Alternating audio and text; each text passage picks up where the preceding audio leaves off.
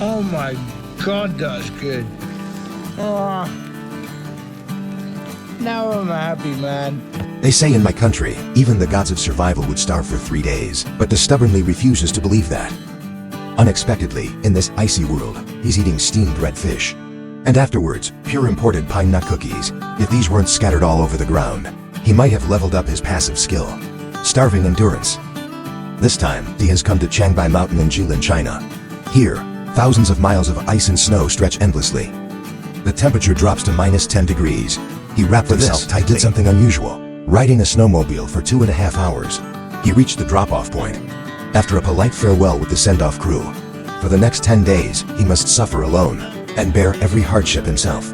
There's no denying the environment here is truly harsh. Right at the start, he encounters snow up to his waist. Trekking in this terrain consumes tremendous energy. Every step forward is a struggle. Soon after entering the mountains, heavy snow begins to fall again. He originally planned to find a riverbank to set up camp beside it. But with the current conditions, he has no choice. He must stop and build a snow shelter. He'll move again when the weather improves. A snow house means piling up layers of snow, pressing them down tightly, and digging a hole once it freezes solid. After 2.5 hours of continuous work, the snow mound is finally done. While it's not yet frozen solid, he plans to make himself a pair of snow sandals from branches. This will greatly improve his walking speed on snow. As for tonight's dinner, eating some snow will do. Other than freezing his lips, there's nothing wrong with it. After eating and drinking his fill, he starts digging the snow cave. 2 hours later, his luxurious single suite is finally complete. Then he gathers some pine branches nearby and lays them on the floor to insulate from the cold ground. Next, he starts crafting snowshoes. He neatly arranges small branches onto a Y-shaped frame and ties them securely with vines. Once done, he can't wait to test them out. Not too big, not too small, just right. The other one can be made the same way. As night approaches, he pokes a hole in the wall with a stick to keep air flowing. He blocks most of the entrance with his backpack to stop the cold wind. Before sleeping, he removes his waterproof boots to prevent moisture from building up on his feet and avoid frostbite. Soon it's the next morning. After barely sleeping all night, Dick gets up early. He quickly puts on his snowshoes and leaves this sad place. Though his speed now is still like that of a snail. At least he's not face-planting every step. Looking around, there isn't even a single animal track. Dick realizes he must find a place with animals. As he keeps wandering, he spots a pine cone on the ground. He pulls out a pine nut, bites it open with his teeth, and the crushed pine nut tastes almost like sunflower seeds. After munching on a few handfuls, Dick continues forward.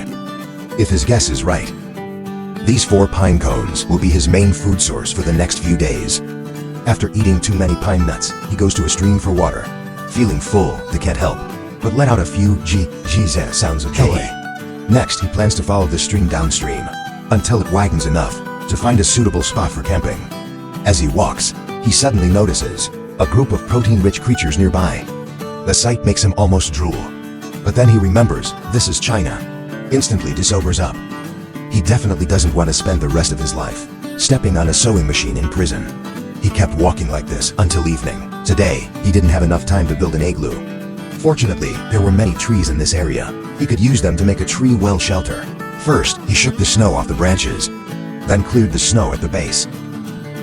He piled it on one side as a wall. Next, he leaned several branches against the central tree until it was dense enough to block the wind and snow. Finally, he placed several poles across the pit as a bed frame, covered it with spruce branches, and it was done. This way, cold air would sink to the bottom of the pit, and he could stay in a warmer environment than outside. Solid. Gotta say, the old guy really knows his stuff.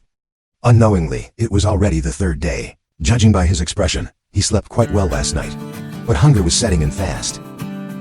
Today, he needed to secure both shelter and food. He picked up his backpack and headed out again. Through the forest, a wide frozen lake appeared before him. There was little snow on the opposite shore. An ideal place to set up camp. Usually, Desi preferred to take detours, but this time, he decided to go straight across. Still, it was a nerve-wracking journey, especially near the end. If he slipped and fell in, he'd freeze solid within minutes. Luckily, with some good fortune, he reached the other side safely. Soon after, he found a river ahead.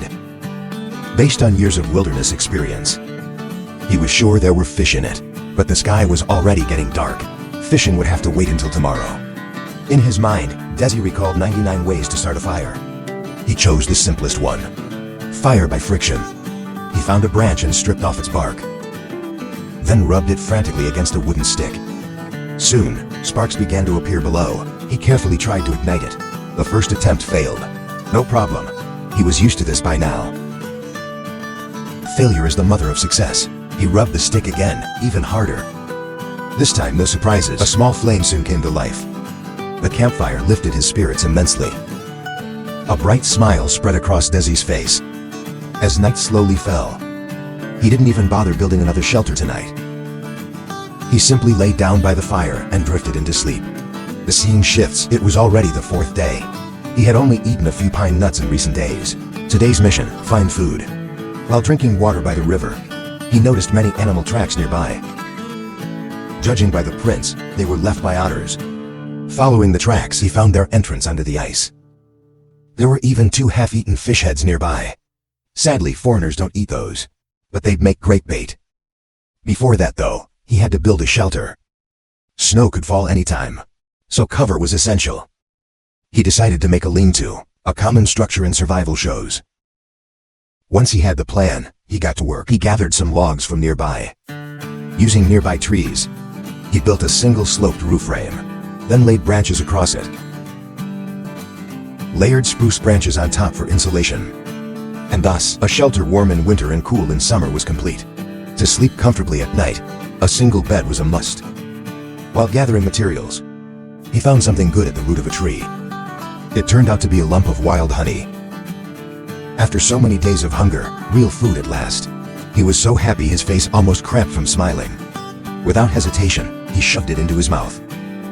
Though not much, it was packed with calories. Desi ate with great delight, rejuvenated and full of energy, as if reborn. After setting up his bed, he gathered some dry grass. When the bed was finally complete, he lay down. The comfort was simply unbeatable. After a busy day, Chef Desi began preparing dinner.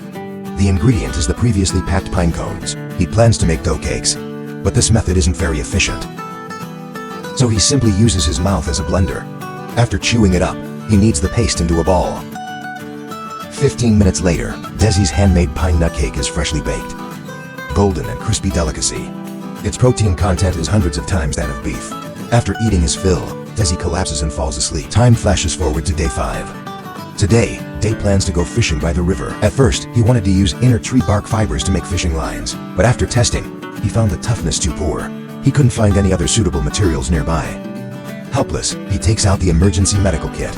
He plans to pull out the cotton threads from the bandages as fishing lines. Then he modifies a paper clip to make a hook. As for bait, he uses the fish head he found earlier. He ties it to a vine segment and fastens it to a stick. He plans to drill 2 holes in the ice for fishing. Using his stick as a probe, he searches for weak spots in the ice and pokes hard. Finally, he dips the fish head into the hole, then places the rod across the hole. But being so close to thin ice is bound to cause trouble. Just as Day sets up the second rod and is about to return to camp, he suddenly steps through the ice, falling completely into the icy river.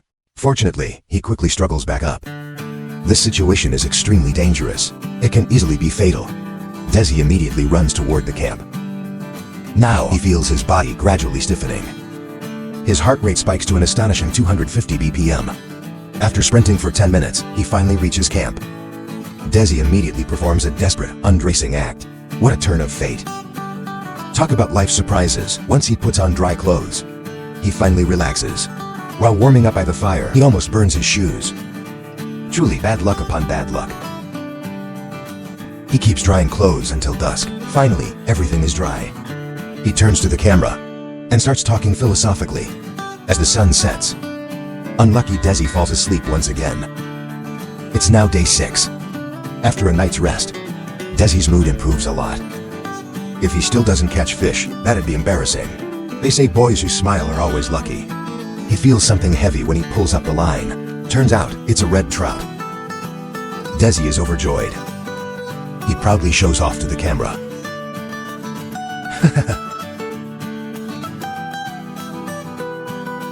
The best way to enjoy wild fresh fish is to steam it. Without pots or pans, Desi improvises. He digs up some moss and soaks it in water, then layers it over the campfire. After about 45 minutes, the feast is ready. Excitedly, Desi lifts the moss. The aroma of fish fills the air. He gently tears open the skin. Perfectly cooked to the core. He can't wait and takes a big bite. The fish is tender and juicy, rich and fragrant. Just from his expression, you can tell it's absolutely delicious. Not to mention the protein content, thousands of times higher than beef after days of hunger. This one fish could keep him going for half a month. He devours it in no time, then sits to ponder life. A perfect day comes to an end. In the following days, Desi lives off the occasional fish and pine nuts. 2 more days pass, and soon it's time to go home. With a smile, Desi gets up. Before leaving, he dismantles his shelter, returning the land to its natural state. Then he gathers his gear and successfully completes this challenge.